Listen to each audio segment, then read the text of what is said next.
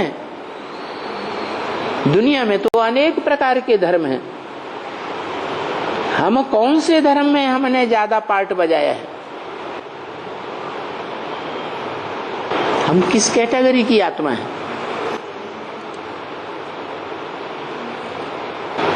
अव्वल number category के धर्म में आने वाले हैं, जन्म जन्मांतर, या दूसरे धर्मों में कन्वर्ट होने वाली आत्मा है?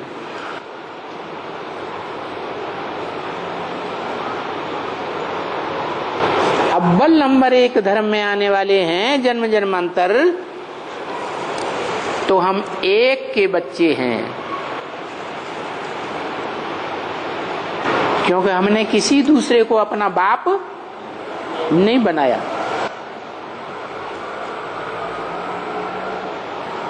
एक के ऊपर अटल निश्चय बना रहे तो एक के बच्चे। लेकिन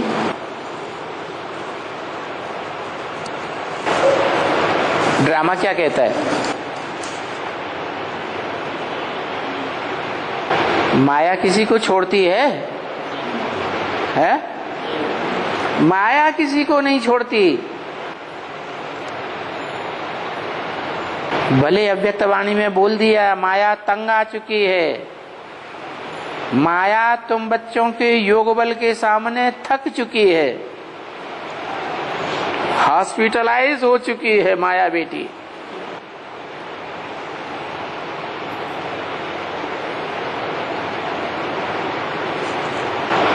लंबे समय के लिए कामा में चली गई तो थक गई ना, तंग आ गई ना तुम बच्चों के योग बल से,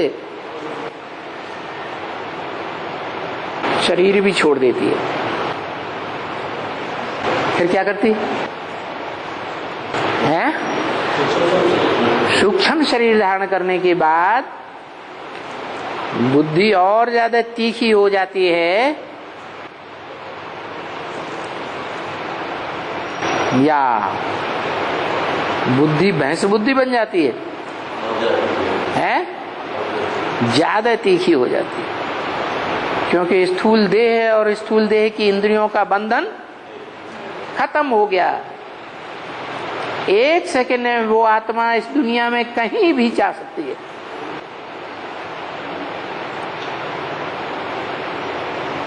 जिन आत्माओं के साथ उसका कनेक्शन है उन आत्माओं में प्रवेश कर सकती है।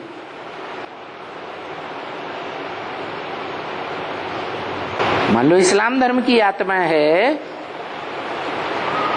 माया बेटी इस्लाम धर्म का आधार मूर्त या बीज रूप है, तो क्या करेगी? इस्लाम धर्म में जो भारतवासी कन्वर्ट हुए थे, कोई कन्वर्ट हुए थे कि नहीं, उन्हीं में प्रवेश कर जाएगी। पूर्व जन्म का हिसाब किताब है ना, तो पूर्व जन्म के हिसाब किताब के अनुसार उनको पकड़ लेगी। कहाँ जा रहे हो? हमसे तो पहले निपटो।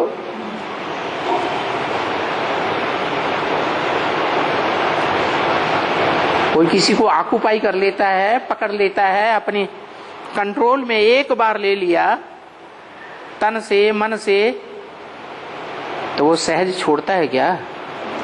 है? नहीं छोड़ता। तो ऐसे ही है, वो माया बेटी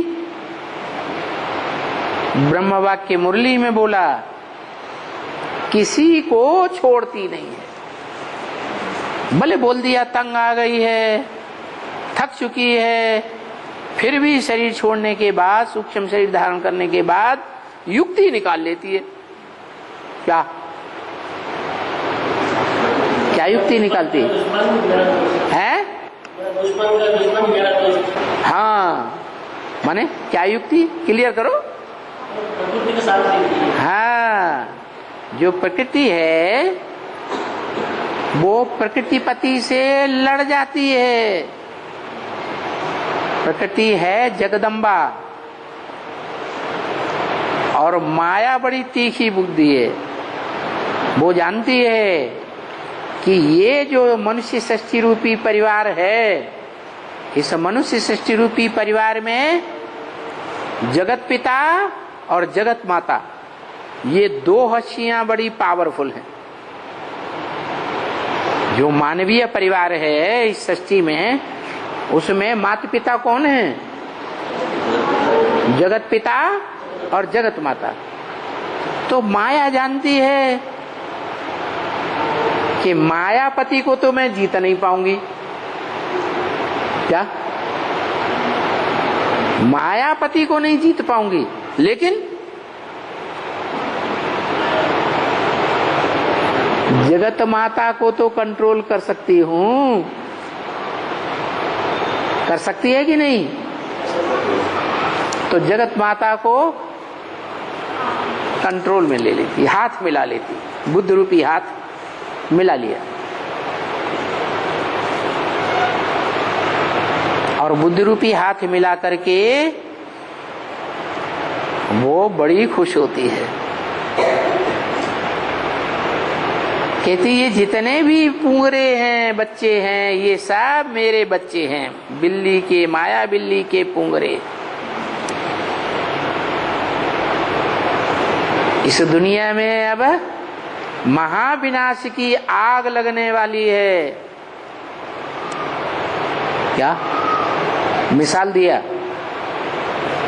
कुम्हार बर्तन पकाता है ना, गड्ढे में बर्तन डालता है, उसमें लकड़ी वकड़ी घास फूसा लगाता है और आग लगा देता है।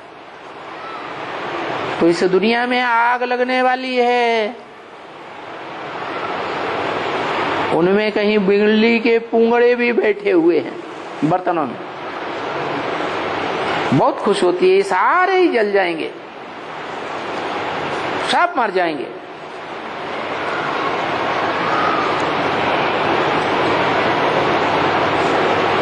इनको मैं बाप के नजदीक नहीं पहुंचने दूंगी, मैं पहले सरेंडर होंगी। क्या? अगर ये पहले सरेंडर हो जाएंगे तो दुनिया का आधा हिस्सा इनको मिल जाएगा। इसलिए वो किसी को पहले सरेंडर नहीं होने देती।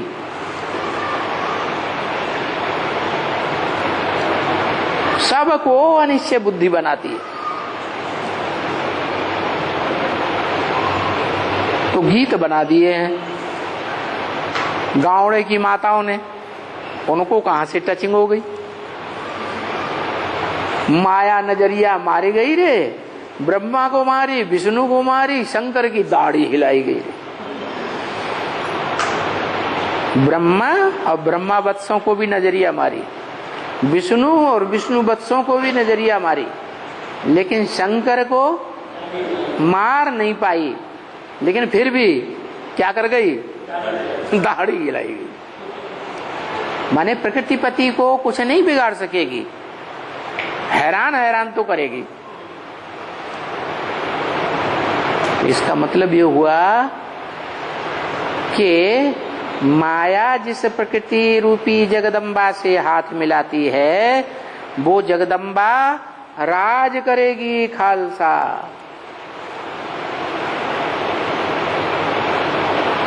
वो सबके ऊपर राज करती है।